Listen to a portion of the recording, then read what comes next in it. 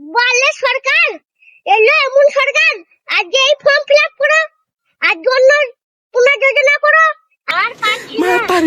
এমন কি হলো?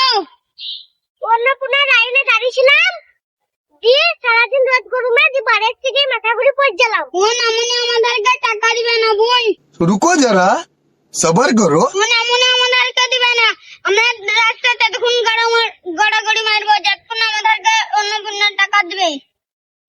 হ্যাঁ মহিলা, তোমাদের কি হলো?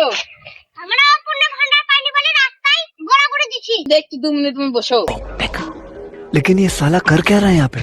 স্যার আপনি কি করছেন? কেন? ওইখানে কটা মহিলাকে দেখলাম রাস্তায় গড়াগড়ি করছি, অপনা ভান্ডার পাইনি বলে।